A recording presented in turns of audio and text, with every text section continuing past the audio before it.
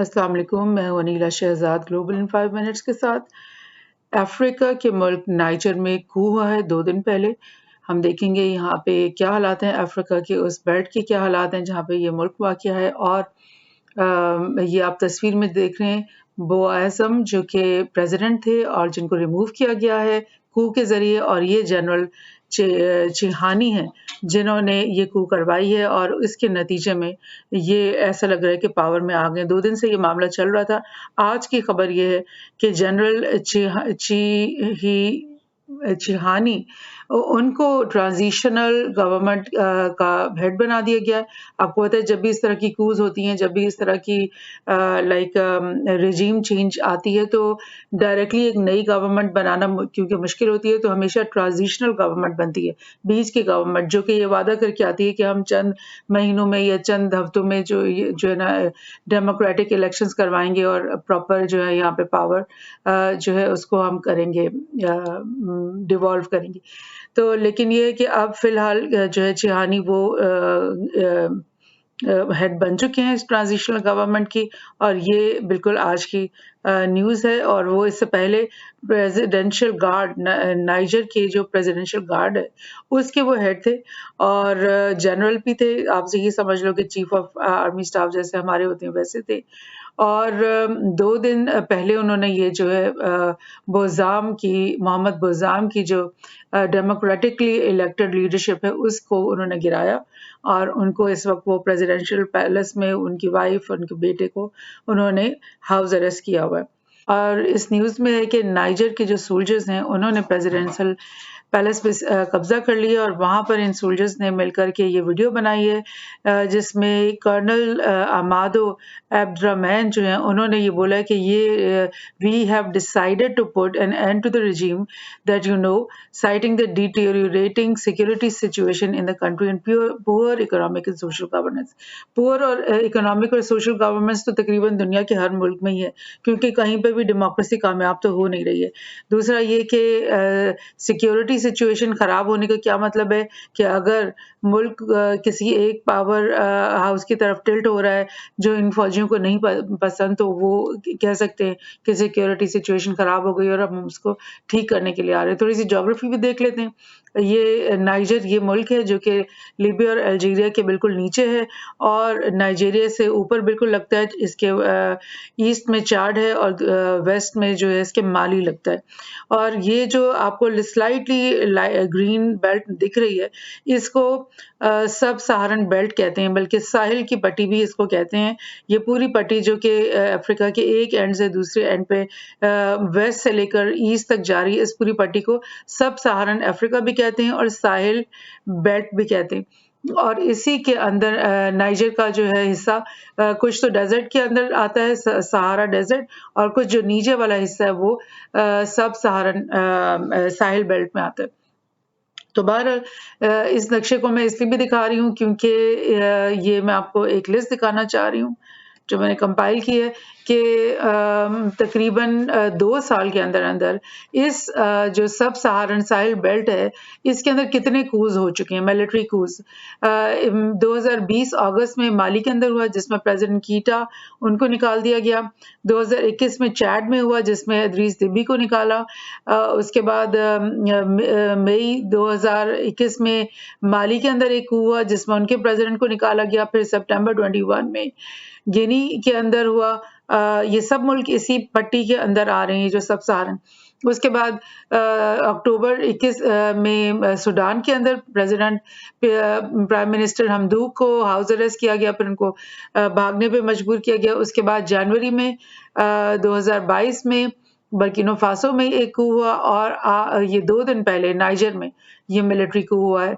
और बहुत सारे coups के बारे में इन्हीं coups में से बहुत सारे अक्सर coups के बारे में ये एनालिसिस आया है कि इन गवर्नमेंट्स के अंदर जो प्रो फ्रेंच या pro western pro US elements थे उनकी वजह से इन लोगों ने अपनी गवर्नमेंट्स को गिराया है, बिकॉज वो नहीं चाहते थे कि अब मजीद फ्रांस का या यूएस का जो है यहाँ पर इन्फ्लुएंस रहे, बल्कि उनकी दोस्ती जो है वो चाइना के साथ बढ़ रही है और रशिया के साथ बढ़ रही है। तो क्या यही वजह है कि नाइजर में भी जो कि एक प्राइमरी जो उनके प्रेसिडेंट थे, वो उन्होंने जो ये बयान भी दिया है। ये आपके साथ मैं एक और न्यूज़ शेयर कर रही हूँ कि उन्होंने नाइजर के जो जिनको निकाल दिया गया है प्रेसिडेंट, उन्होंने बोला कि डेमोक्रेसी को हम प्रिवेल करेंगे, क्योंकि वेस्टर्न मीडिया के मुताबिक एक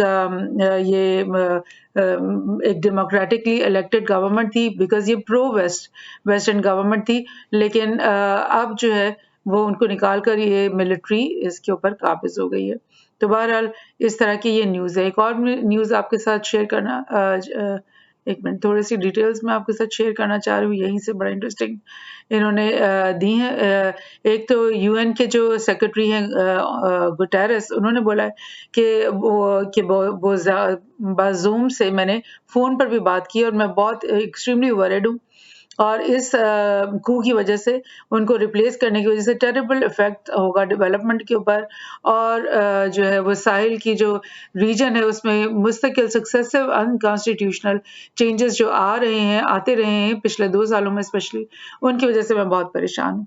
तो ज़्यादा परेशान तो गुटेरेस इसीलिए क्योंकि ये जो प्रो वेस्टर्न रिजीम्स थी वो टॉपल हुई हैं पिछले इन 2 सालों में।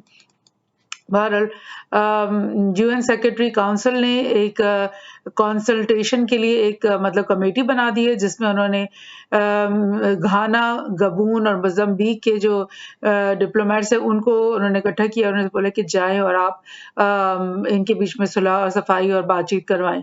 लेकिन उसके बाद आपसे जैसे मैंने आज की लेटेस्ट खबर शेयर की है कि तिचानी को बना दिया गया है ट्रांजिशनल गवर्नमेंट का हेड।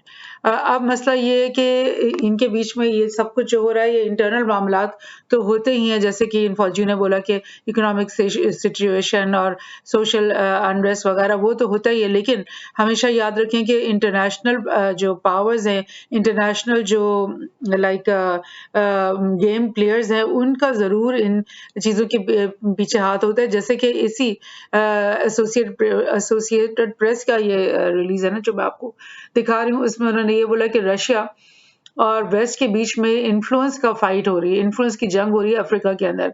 और जो है वो नाइजर में, जैसे कि और अफ्रीकन कंट्रीज में आपको पता है कि एक्सट्रीमिस्ट एलिमेंट्स तो आते ही रहे हैं। कोई दाइश के नाम से आएगा, या कोई इस्लामिक स्टेट के नाम से आएगा, या कोई अलकायदा के नाम से आएगा, या कोई और नामों से रेबल्स और मिलिटेंट ऑर्गेनाइजेशन बोको हराम के नाम से एक बनी हुई है। तो ये जो एक्सट्रीमिस्ट ऑर्गेनाइजेशंस हैं, ये डिफरेंट अफ्रीकन कंट्रीज में फैली हुई हैं, और हर मुल्क में ही तकरीबन जो है ना वो कोई ना कोई गलत किस्म की एक्टिविटीज कर रही हैं। और उनको फाइट करने के लिए यूएस अपनी जो है वो फोर्सेस लेकर आता है, फ्रांस अपनी फोर्सेस लेकर आता है इन कंट्रीज के अंदर, और अब रशिया ने भी अपने वैगनर ग्रुप का जो उनका वैगनर ग्रुप, उनकी जो मर्सनरी ऑर्गेनाइजेशन है, उसने भी कुछ 2017 से अपनी जो लोगों को एंटर करना शुरू कर दिया इन्हीं ममालिक में, और वो भी यही कहते हैं कि जी हमें इनकी गवर्नमेंट ने बुलाया है ताकि हम एक्सट्रीमिस्ट एलिमेंट से मुकाबला करें। तो ये जो एक्सट्रीमिज्म को फैलाया गया और कहा जाता था कि यूएस ने खुद इनको इम्प्लांट किया ताकि वो एक एनिमी क्रिएट कर सके, जिसको फाइट करने के लिए वो इन मुल्कों के अंदर एंटर हो सके। तो अब उसी एनिमी के अगेंस्ट रशिया भी लड़ने के लिए इस मैदान में कूद पड़ा है। सो ये हुआ है कि रशिया ने भी अपने वैगनर जो है उसको घुसाया है इनके अंदर। और मैं आपको कुछ और डिटेल्स यहाँ से शेयर करती हूँ कि ये बोल रहे हैं कि बाजूम को समझा जाता था कि ये वेस्ट यानी वेस्टर्न जो लोग हैं उनका लास्ट होप है of partnership in the Sahil after Mali turned away the former colonial power France and sought support of Russian mercenary group Wagner। यानी इससे पहले जो पिछला कू है, माली में 2 कू हुए हैं इसी साल 2 सालों में, ये आप देख रहे हैं माली ये मुल्क है और यहाँ पर जब ये लास्ट coup हुआ है तो एनालिस्ट ने ये कहा कि जो वेस्टर्न एलिमेंट्स हैं, वेस्टर्न फ्रांस की फोर्सेस हैं, उनको भी इन्होंने बोला कि आप निकल जाओ और यूएस के भी अगर वहाँ पे कोई ना कोई लोग हैं, उनको भी आपने बोला कि आप निकल जाओ और उन्होंने बोला कि अब हम हेल्प लेंगे वैगनर की जो रशियन है और वो हमारे सही दोस्त हैं और वो हमारे मुल्क में से सही मानों में इन मर्सनरीज ये जो रेबल्स हैं और एक्सट्रीमिस्ट हैं इनको ये निकालेंगे। सो ये इन्फ्लुएंस की जंग इस वक्त रशिया और यूएस और उनके एलाइज के बीच में चल रही है और ब्लिंकन ने मार्च में विजिट किया था नाइजर का और उस वक्त भी उसने बोला था कि अमेरिकन, फ्रेंच और इटालियन ट्रूप्स जो हैं वो कंट्री के सोल्जर्स को, इन कंट्रीज के सोल्जर्स को जो है वो ट्रेनिंग भी देते हैं और जॉइंट ऑपरेशंस भी करते हैं और हम बड़ा इनकी हेल्प करते हैं। हालांकि ये सब कुछ वो जो कर रहे होते हैं वो पॉलिटिकल इन्फ्लुएंस और अपनी अजारादारी के लिए और अपने इंटरेस्ट को डिफेंड करने के लिए बस ये सब कुछ कर रहे होते हैं। तो बहरहाल ये एक बहुत बड़ी यानी कि एक हाइब्रिड वॉरफेयर आप कह लो या आप फोर्थ जनरेशन वॉरफेयर कह लो जो इस वक्त इस पूरे साहिल की पट्टी पे चल रही है। Wagner already had its sight on Niger, partly because it is the large producer of uranium. यानी कि नाइजर से निकलती है यूरेनियम और वैगनर या रशिया चाहता है कि वो इस यूरेनियम पे काबिज हो जाएं और दूसरी बात कि बोजाम जो है वो प्रो फ्रेंच था, प्रो वेस्टर्न उसका स्टैंस था और इसको निकालना इस रशिया के लिए या वैगनर के लिए ज़रूरी था। तो उन्होंने ये coup को बैक किया और टिचानी के पीछे ज़ाहिर है वो फिर खड़े होंगे और उन्होंने उसको ये करने दिया।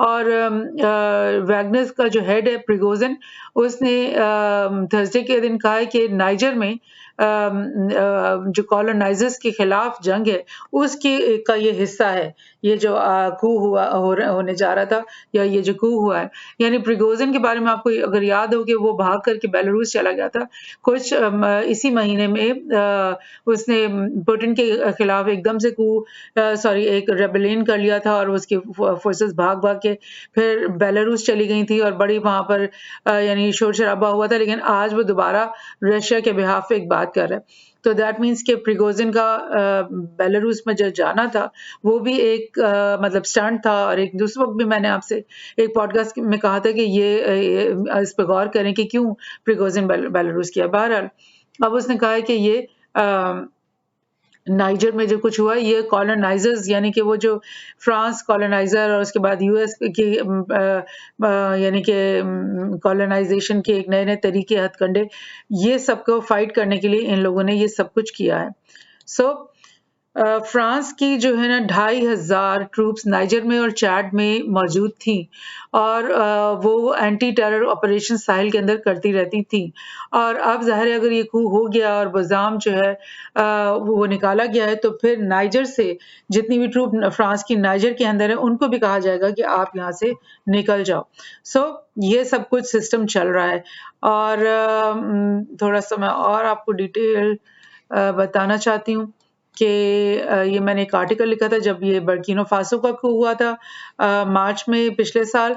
उस वक्त मैंने ये सारी डिटेल इसमें बताई थी कि इन तमाम coups के पीछे फ्रांस का क्या रोल है। बिकॉज मैं आपको एक मैप से ये दिखाना चाह रही हूँ कि ये जो सारे कंट्रीज आपको यहाँ पे ब्लू कलर में दिखाई दे रहे हैं ये जो है वर्ल्ड वॉर 2 से पहले ये किसकी कॉलोनीज थी, ये सारी की सारी जो है वो फ्रांस की कॉलोनीज थी। और आप देखें कि फ्रांस की मैक्सिमम कॉलोनाइजेशन अफ्रीका में हुई थी और उसमें सहारन बेल्ट और सब सहारन बेल्ट और ये जो सेंट्रल अफ्रीका तक जो है वो और कॉन्गो तक इनकी ये सारी की सारी कॉलोनाइजेशन थी। उसके बाद जब ये इनको निकलना पड़ा वर्ल्ड वॉर 2 के बाद तो एक एक मुल्क से एक एक करके ये निकले तो सही मगर इन्होंने जाने के बाद भी ये कोशिश की कि इनके पपेट हुकूमतें जो है वो यहाँ पर कायम रहें और जब भी कोई एक फ्रीडम का सही मानों में कोई लीडर सामने आता था या कोई सही मानों में अपने लोगों की आज़ादी के लिए खड़े होने वाला लीडर सामने आता था तो या तो उसको coup के जरिए हटा दिया जाता था और अभी भी भी ऐसे ही हो रहा है, या फिर उसको असैसिनेट करवा दिया जाता था। और उन्होंने बहुत बड़ी-बड़ी 2-3 तंजीमें जैसे एक इकोवास के नाम से बनाई हुई है, जिसमें वो इनकी सारी इकोनॉमी को अभी तक कंट्रोल करते हैं। और इन तमाम मुल्कों में फ्रांस की ही कंपनीज़ काम लेती हैं, फ्रांस की ही कंपनी सारे प्रोजेक्ट्स लेती हैं, फ्रांस की ही कंपनीज़ ऑयल खरीदती हैं, ऑयल एक्सट्रैक्ट करती हैं, बाकी तमाम मिनरल्स जो यहाँ पर बेशुमार कीमती मिनरल्स हैं, वो उनकी भी डील्स जो हैं वो फ्रांस अपनी मर्ज़ी से करवाता है, खुद अपने फ़ायदे के मुताबिक करवाता है। तो ये सब फ्रांस का जो है इजारादारी अभी तक है। जो सीएफए फ्रैंक जो एक करेंसी है, जो कि ये तमाम मुल्कों की एक सेम करेंसी है। और वो करेंसी की मैं आपको बताऊँ क्या ट्रेजेडी है कि वो करेंसी प्रिंट ही फ्रांस के अंदर होती है। फ्रांस की जो प्रिंटिंग प्रेस है, money printing press, French treasury वही इसको प्रिंट करते हैं और उसमें से 50% वो अपने पास रख लेते हैं, क्योंकि वो कहते हैं कि जी सेफ कीपिंग हमने करनी है आपकी। और उसके अलावा 20% उस सीएफए फ्रैंक में से वो अपनी फीस ले लेते हैं कि हमने जो तुम लोगों की हेल्प कर रहे हैं और पता नहीं क्या हम कर रहे हैं तुम्हारे लिए, उसके लिए 20% और, यानी कि 30% टोटल मनी जो है वो इन मुल्कों को अपनी मिलती है। जितनी भी उनकी इकोनॉमी से पैसा निकलता है उसमें से मतलब सिर्फ 30% इनके हाथों में आता है गवर्नमेंट्स के, बाकी 70% फ्रांस के कंट्रोल में रहता है। तो वो मतलब आप सोचो 21वीं सदी में और डेमोक्रेसी का प्रचार करने वाले ये लोग जो हैं असल में कर क्या रहे हैं, इनके मतलब डार्क साइड आप इसको देखें और इसको समझें। तो बहरहाल फ्रांस तो यहाँ पे मौजूद है ही, उसने इस तमाम ममालिक में से बहुत सारे ममालिक में इकोवास के अंडर बहुत सारे मिलिट्री बेसेस बनाए हुए हैं, जिसकी मदद से वो इन मुल्कों के ऊपर कंट्रोल भी करता है, इनके अंदर कूज भी लेकर आता है, इनके अंदर फौजी ऑपरेशंस भी करता है जहाँ जहाँ उसको लगता है कि हमारे कोई इश्यूज हैं वो अपने इंटरेस्ट को डिफेंड करने के लिए। लेकिन उसके अलावा यूएस ने भी अफ्रीकॉन जो बनाया है, अफ्रीकॉम जो यूएस कमांड है, उसने पूरी दुनिया के जो है वो टुकड़े करके अपने मैप पे और हर टुकड़े का एक कॉम बना दिया, यानी कि यूएस कमांड। और जिसमें से अफ्रीकॉम जो है वो पूरे अफ्रीका को कंट्रोल करने के लिए यूएस ने कमांड बनाया। उस अफ्रीकॉम के अंडर 2007 से लेकर अब तक उन्होंने 29 मिलिट्री फैसिलिटीज बना रखी हैं 15 मुल्कों में अफ्रीका के अंदर। तो यानी कि ये अगर अपनी खुल्लम खुल्ला इस तरह की हरकतें ये करते हैं, मतलब बेसिस बनाते हैं। और इवन चैट की मैं आपको एग्जांपल दूं कि यहाँ का जो दिबी थे प्रेसिडेंट, उनकी तो जो अपनी सिक्योरिटी गार्ड का पूरा जो कंटिजेंट था वो सारा मतलब फ्रेंच लोग चलाते थे और फ्रेंच आर्मी उसको करती थी। तो आप समझे कि वो तो फिर कॉम्प्रोमाइज हो गया ना, बिकॉज वो तो फिर अब कोई अपना इंडिपेंडेंट फैसला नहीं करेगा। इसी तरह इन तमाम मुल्कों की डिफरेंट स्टोरीज हैं। तो अगर फ्रांस ये कर सकता है, यूएस ये इतने सालों से कर रहा है, तो फिर रशिया ने भी ये सोचा कि हम क्यों ना करें। तो उन्होंने अपनी डायरेक्टली कोई मिलिट्री बेस तो यहाँ नहीं बनाए या अपने कोई फौजी डायरेक्टली यहाँ नहीं उतारे, लेकिन वैगनर जो उनका एक मर्सनरी ऑर्गेनाइजेशन है, उसके बंदे यहाँ पर उसने फैला दिए हैं मुख्तलिफ ममालिक के अंदर। सो अब ये रेस इनके बीच में चल रही है।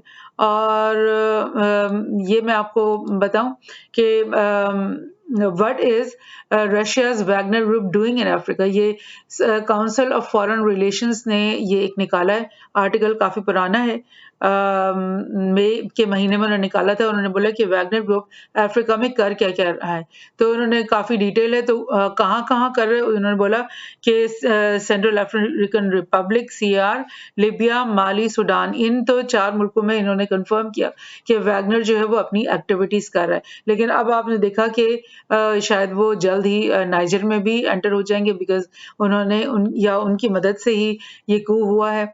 और what does it do their, वहां पे ये करते क्या है। उसने बोला कि सीएआर में उसने ये किया था वैगनर ग्रुप ने कि जो गवर्नमेंट है उसकी जो प्रेसिडेंट था उसको उसने उसकी हिफाजत की, क्योंकि वो प्रो रशियन होगा, इसलिए उसने प्रेसिडेंट का साथ दिया और उनकी हिफाज़त की और उनकी आर्मी को ट्रेन करने में भी हेल्प करी। उसके बाद उनकी गोल्ड माइन्स के ऊपर भी जो है वो उनका अब कंट्रोल हो गया।